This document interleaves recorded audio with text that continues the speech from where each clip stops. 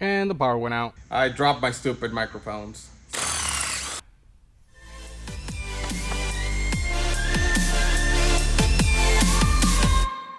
Hey guys, it's Daniel's son. Welcome back to the channel. We are back with the 1976 turbo Fiat. Now this is the video that I'm really excited about. I can't wait to start all the modifications on this car to increase its horsepower. Now you guys know this car was given to me by the car wizard, and the reason being is because I showed interest in building cars and tuning. Now I have dabbled in tuning before, but I'm really ready to kind of hone my skills a lot more. Now you might be thinking that this is not the best platform to start with, and you actually are right. But Wizard really liked the car, and we decided to just go ahead and take the challenge. Now the plan is to rip out the carburetor, put an EFI system, and then on top of that, a turbo. Now in the previous video, we went ahead and completed all the repairs. This car right now is turnkey, ready to go. Now right here, I'm gonna go ahead and say thank you to our sponsor, Auto Ricambi. Now thanks to Auto Ricambi, I was able to finish this project, have a stable base so we can build our car, put a turbo on it, for this car to actually be fun and not explode. So if you guys need Fiat parts, go ahead and check down on the link description below. Also, if you have Fiats and you'd like to do some of the repairs yourself, they also have a YouTube channel. So make sure to check it out, subscribe, comment,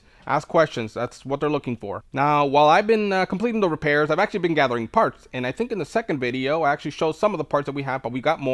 I got a table full of goodies, so let's go ahead and check them out. So this is all the stuff that we gathered so far. Now some of the stuff you've already seen it, some of the stuff I've actually upgraded, and I'm also still missing a few things like spark plugs, lines, stuff like that, connectors.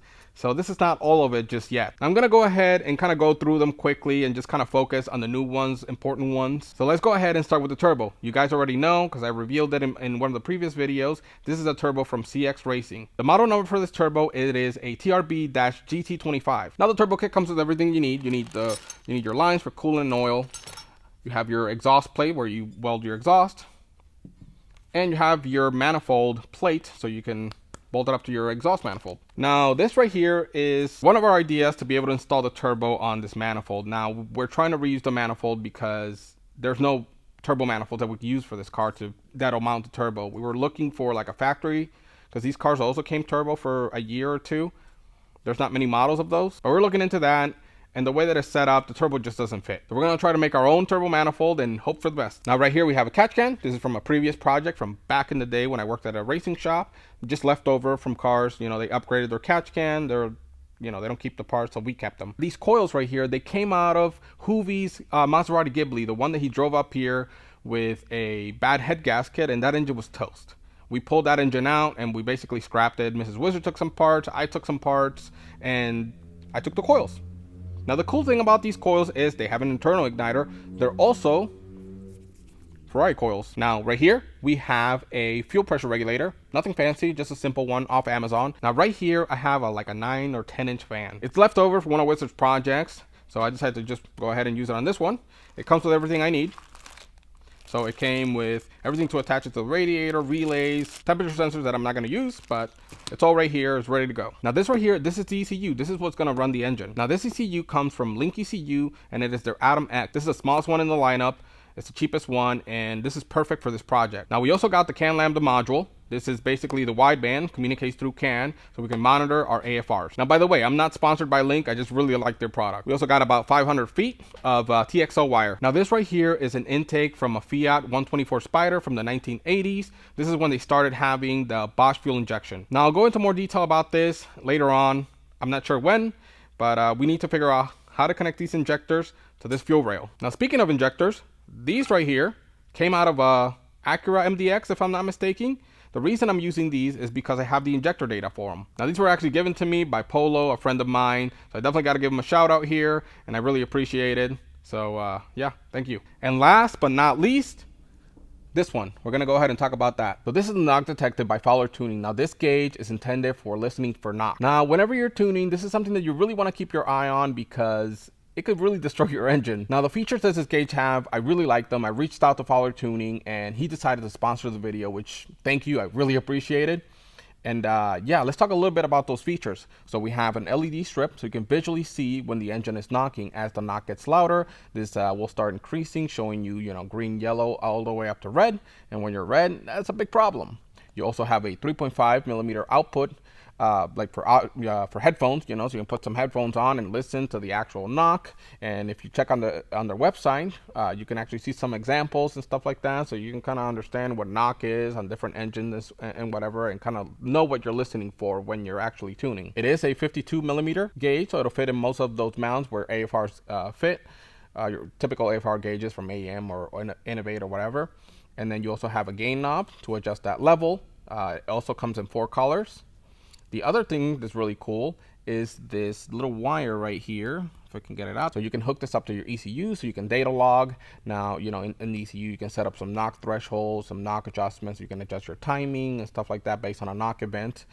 So this wire is going to supply that data that you need for the ECU, plus giving you that, you know, visual and then audio, which is incredible whenever you're tuning. Now, like I said, Fowler Tuning hooked us up. Make sure to check out their website. They got the gauge, everything you need to set it up, tutorials, everything, even some audio samples so you can tell what the difference is between a normal running engine and a knocking engine. So before we continue, I want to go ahead and show you that little surprise that I was talking about earlier. Earlier this week, I went ahead and did a compression test, and I want to show you the new numbers. So I'm just going to check the compression on cylinder number 1 for the sake of time. I already went ahead and checked all of them, but I really want you to see this.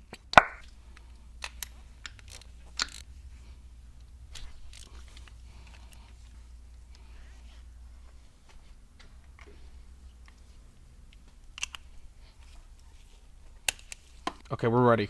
So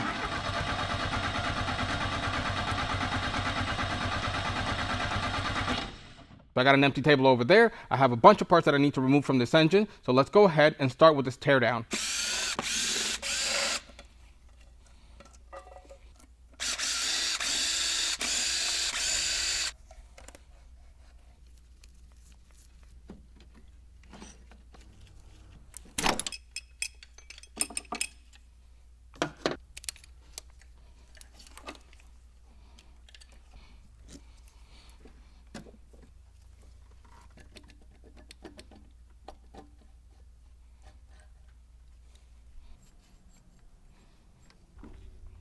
And the bar went out.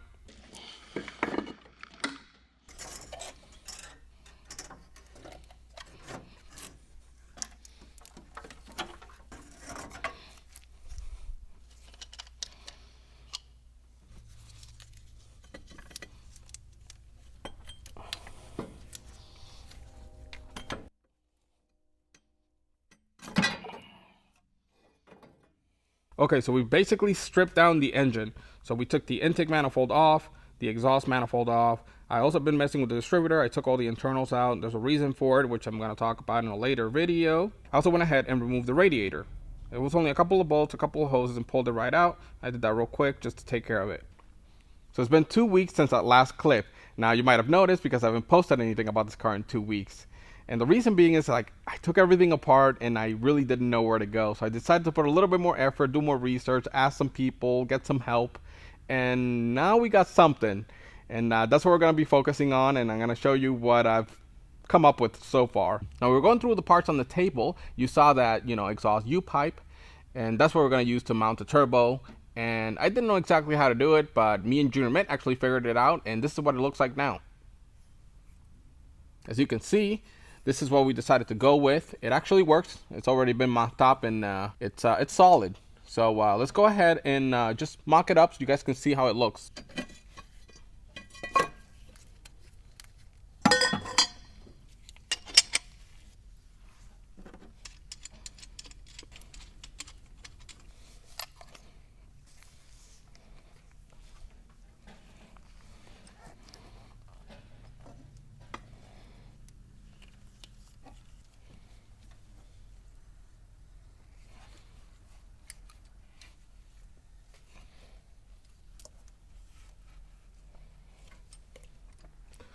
So this is what Juderman and I came up with.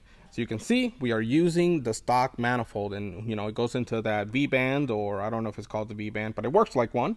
And then we also have that U-pipe that I was talking about earlier in the video, goes into that turbo on the top. Now we do have a certain level of adjustability, front to back and kind of side to side, or wherever angle you look at it. We also clock the turbo. As you can see, the intercooler piping is going to be coming down here. And then the other one, we're still trying to figure that out. But yeah, so far the turbo's mounted. We're really happy about this. Now, if you're wondering about the wires, they're not going to be there.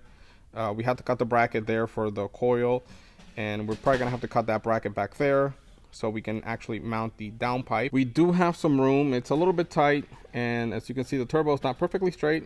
Like I said, there is a certain level of adjustment that we're going to mess with and maybe get a little bit extra room, but we believe that it should be enough room for the downpipe to go down there and hook up to the stock exhaust if it's not just getting another exhaust. And no, we're not going to go up out the hood. We're not going to do a hood exhaust. So, but yeah, so far it's looking good. We also have to hook up the oil feed line.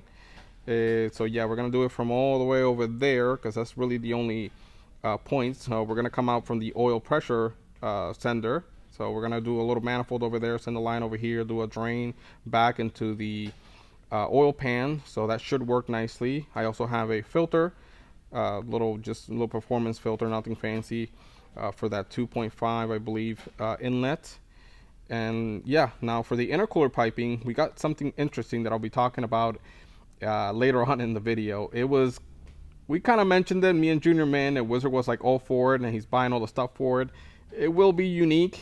It might even match the paint of the car after it gets oxidized. It might be stupid. I don't know.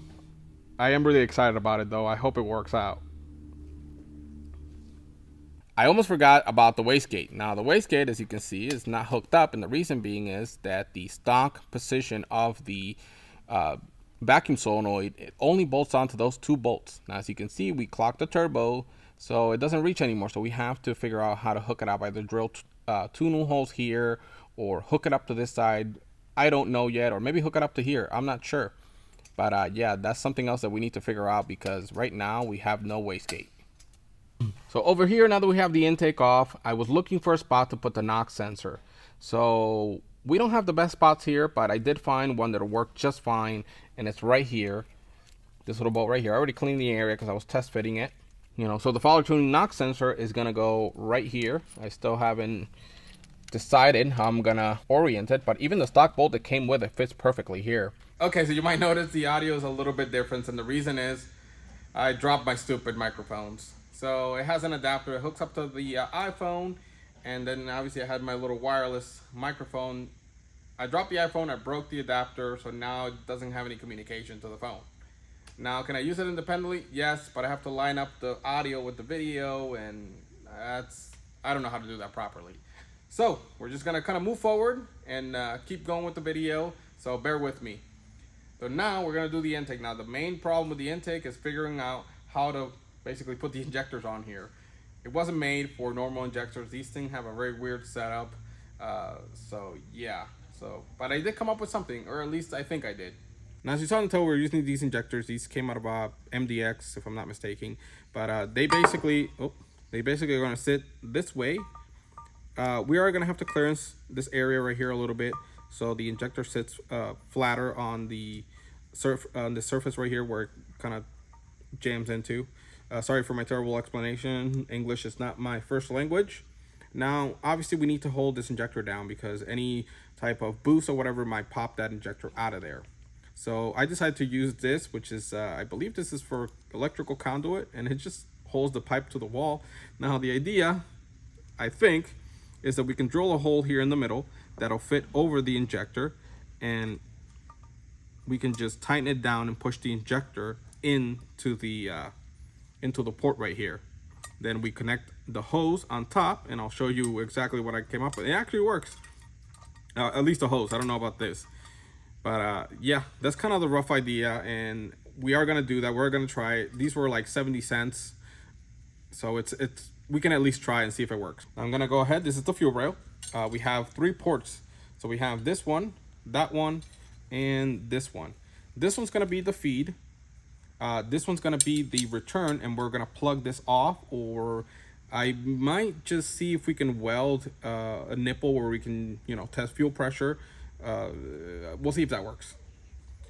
But this sits there, and we're gonna have to maybe do a spacer or something like that, give it some room, and bend the bracket a little so it lines up.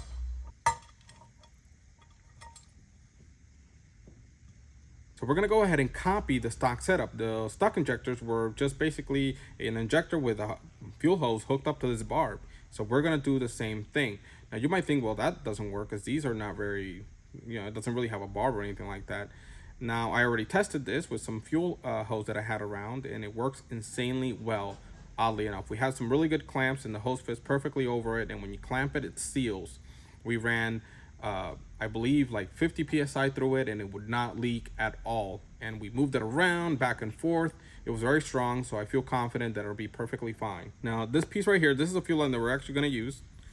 I think I cut it a little bit too long, but we're going to go ahead and cut it, and we're going to set it up, and we're going to go ahead and, but we're not going to clamp it because we still have to mess with other stuff. But I'm just going to go ahead and cut it to length, and we're going to install it in there. That right there is kind of the rough setup. When you clamp it, it looks a lot better, and again, it really doesn't leak. So we're gonna go ahead and do that with all the other injectors. Now we're not gonna do that right now because we still need to see how we're gonna do this. So I'm gonna go ahead and drill a hole on the top of this and see if we can put it around the injector and tighten it down. We might have to drill and tap a hole on the other side. I'm not sure yet, but let's see how it works. So we got our injector here. Let's see how that kind of works. And yeah, so that doesn't really work because we don't have a lot of room to put our hose on there. I was hoping that maybe it'll sit a little bit closer to the plastic, to the blue plastic. So I think we're gonna have to drill the hole bigger so it goes all the way down to here. So let's see how that works.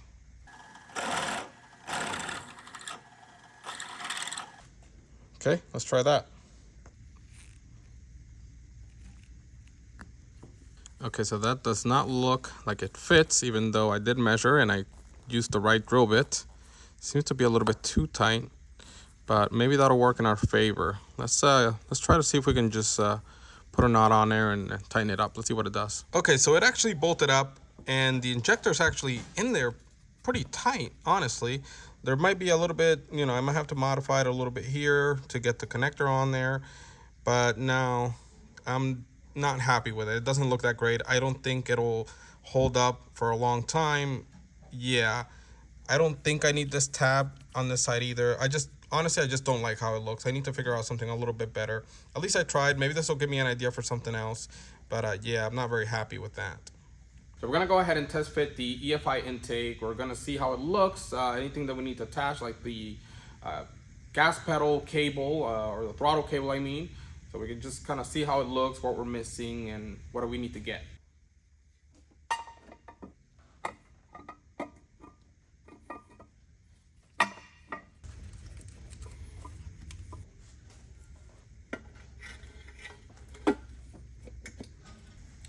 Well, we might have to do something with the cable. Maybe order another one or modify this one, but yeah, that doesn't work.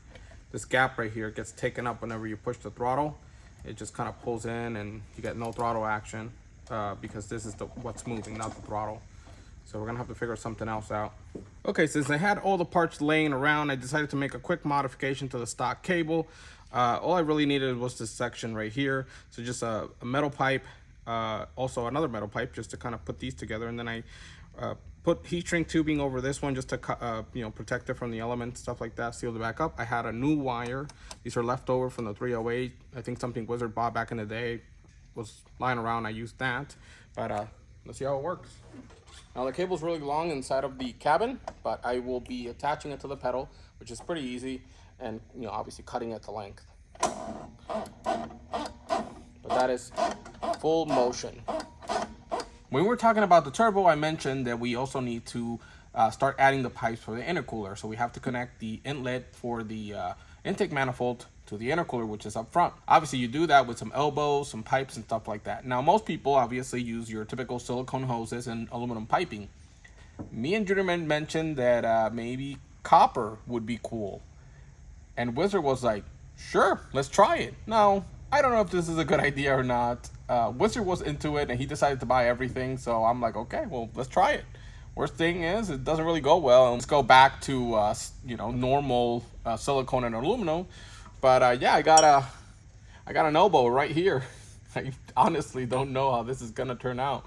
But yeah, leave in the comments what you think about this getting copper as the intercooler piping. Okay, so I think that was pretty good progress for the first video of modifications. Now, if you're enjoying the series, go ahead and give it a like, share, subscribe. It really helps out the channel. Go ahead and check out the sponsored links down in the description below. That also really helps.